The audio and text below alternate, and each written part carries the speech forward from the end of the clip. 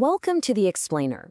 Today, we're diving into one of the most incredible economic stories out there, Malaysia's 60-year journey from, well, a colonial backwater to a high-tech powerhouse. It's an amazing story of transformation, and honestly, there are lessons in it for the whole world. So let's just start with the big question, right? How on earth does a nation completely reinvent its economy and its entire future in the span of a single human lifetime? Because that is exactly what Malaysia pulled off.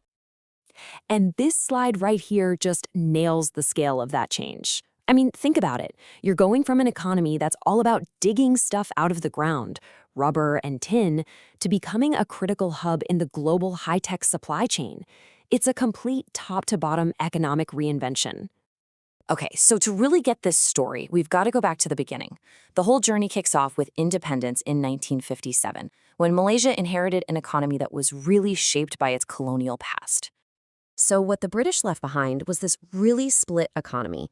You had two different worlds almost. On one side, you had these modern, foreign-owned plantations and mines just pumping out commodities like rubber and tin to be shipped overseas. And on the other side, a massive traditional farming sector where most of the rural folks lived and worked. So what do you do first? Well, the first big economic play was pretty logical: import substitution. The idea was simple, really. Instead of buying so much stuff from other countries, why not build up the factories to make it right here at home? This was really the first big step towards building their own industrial muscle. But here's the thing. That early growth, it wasn't fixing the deep-seated problems, the ethnic and economic divides that were a hangover from the colonial days. And those tensions just exploded in 1969 with a series of riots. It was a huge turning point that forced a radical new plan. So in response, the government launched this incredibly ambitious plan called the New Economic Policy, or NEP. It had two huge transformative goals. First, just wipe out poverty for everybody. And second, and this is the really radical part, restructure the entire society so that a person's race no longer decided their job or their economic future. And just to give you a sense of the mountain they had to climb, get this. When the NEP started, more than half of the entire population, 52.4%, was living below the poverty line. Just incredible. But then, look at this. Just 2 decades later, that number was slashed to just over 17%. I mean, what a monumental achievement. And it was a direct result of that dual focus, tackling poverty head-on while building a whole new industrial base. All right, so that's phase one. Now, with poverty way down and a new industrial base humming along, Malaysia started to set its sights way higher. It was time to compete on the world stage. See, eventually, the home market just wasn't big enough to keep that rapid growth going. So the strategy did a complete 180. They shifted to what's known as export-oriented industrialization, or EOI. And here's the crucial part. The focus wasn't on making things for Malaysians to buy anymore. The new game was all about making high-quality stuff like electronics and textiles that they could sell to the entire planet. You know, this timeline really tells a story, doesn't it?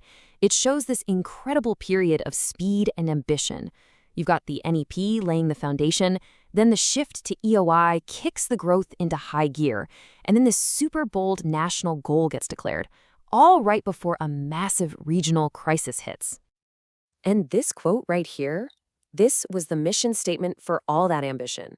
Vision 2020 wasn't just some dry economic plan, it was a declaration to the world and to its own people that Malaysia was going to become a fully developed nation.